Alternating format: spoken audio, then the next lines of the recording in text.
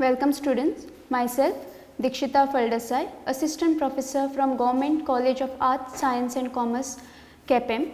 Title of the unit, Unit 2, Study of Commercial Plants. Under this we are going to study about water plants, Hydrilla, Pistia and Nymphea. Outline. So in this module we are going to study about the characteristics, reproduction as well as the uses of Hydrilla, Pistia and Nymphea plants. Learning outcome. At the end of this module, the learner will be able to explain the characteristics as well as reproduction methods in Hydrilla, Pistia and Nymphea. Also, the learner will be in a position to list out the uses of Hydrilla, Pistia and Nymphea. Now, first we will begin with Hydrilla. Hydrilla is a submerged perennial herb which is found in fresh water like lakes, ponds, rivers and almost all other freshwater bodies. Stem. Now Hydrilla's stem is very slender, branching and it can reach to some 7 feet in height or in length. Leaves. Leaves of Hydrilla are small, green in color and they are mostly whorled at a node and they are grouped into 4 to 8 whorls. Now the edges of Hydrilla plant are lined up by strap-like teeth and they have pointed ends.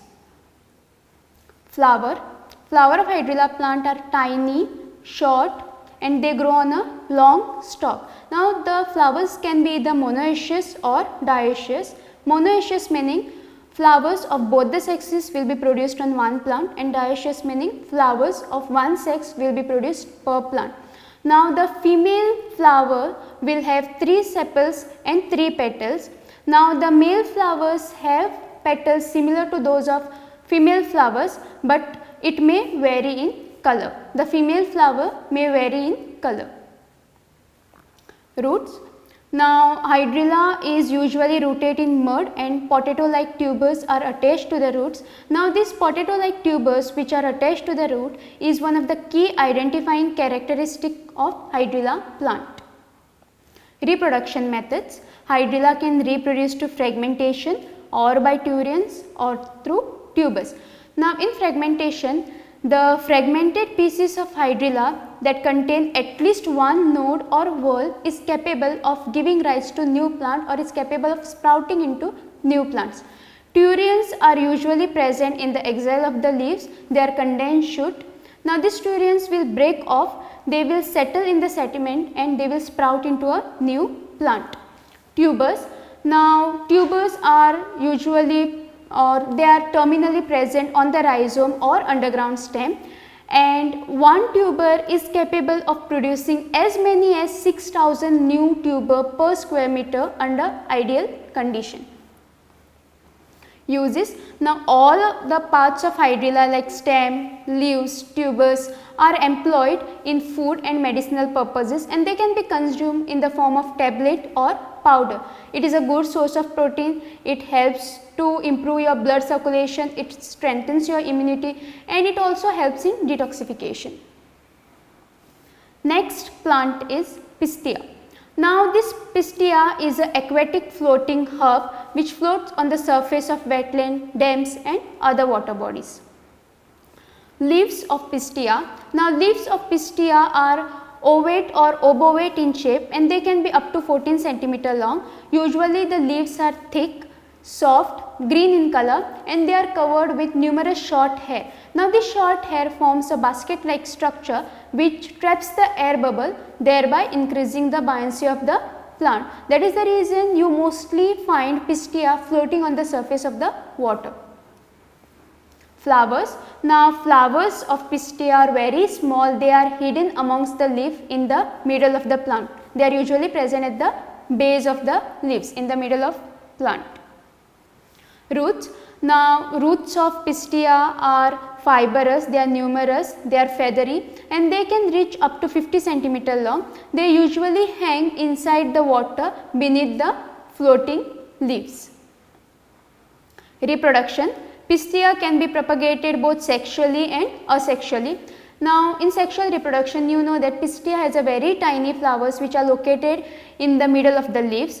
Each flower or each plant will have either male or female flower, and if successful fertilization occur, small many seeded green berry will be produced. Now asexual reproduction is far more common. Small daughter plants will be formed floating besides the mother plant or the parent plant, which will be connected through short stolons. Now this daughter plant has the potential to break off from their parent plant, and they can be moved in via water current to start their new population. Uses: this pistia is mainly used as an ornamental plant in water gardens. Besides this, it is used in fish pond as it provides food and shelter. It also plays an important role in preventing algal bloom by using up the nutrients which are present in the water. Young leaves are edible but not highly recommendable. Nymphea, the next plant, habitat of it is found. Nymphea plants are aquatic freshwater herbs which are found in slow moving, relatively shallow water of lake, ponds or slow moving streams. Leaves of Nymphea are round, oval or heart shaped, and they float on the surface of the water. Now the upper side of the leaf is green in color and leathery, and the underside of the leaves is reddish or purplish. Leaves of Nymphea, they are round, oval or heart shaped, and they float on the surface of the water. The upper side of the leaf is green in color and leathery, and the lower side is purplish red in color. Stem. The stem of the Nymphea plant, it is a rhizome which is rooted in the mud at the bottom of the shallow lake or pond. It is branched and it can be erect or creeping. Flowers.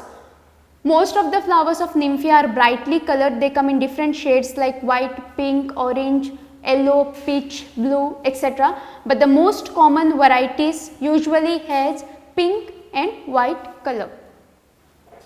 Roots. Roots are adventitious, slender, and they are attached to rhizome, that is rootstocks. Reproduction. Nymphea have two methods of reproduction. First method is they can be reproduced through seeds or through vegetative reproduction. In seeds, after successful fertilization occur, the plant will start to recede beneath the water, and 2000 seeds will begin to produce within the plants over the next couple of weeks. Now these seeds are then being released in the water and they float on the surface of water. Now these floating seeds can be carried to different locations until they become waterlogged and sink at the bottom to form a new plant. Vegetative reproduction. In vegetative reproduction, the plant will form their own rhizome, which will essentially be clone of their parent plant, and they will get detached from their parent plant in a process known as rhizome division. This detached portion is called as, or the detached plants are called as daughter plants. Uses. Nymphea is far more popular for their pleasing look as well as fragrant scent. They are usually used as an ornamental plant for their spectacular flower color as well as for the traditional and cultural festivals. They have several edible parts like young birds and unopened flowers can be cooked and served as a vegetable. Rhizome of this plant is also considered as antiseptic. So these are the references for this topic. For more information, you can go through these references. Thank you.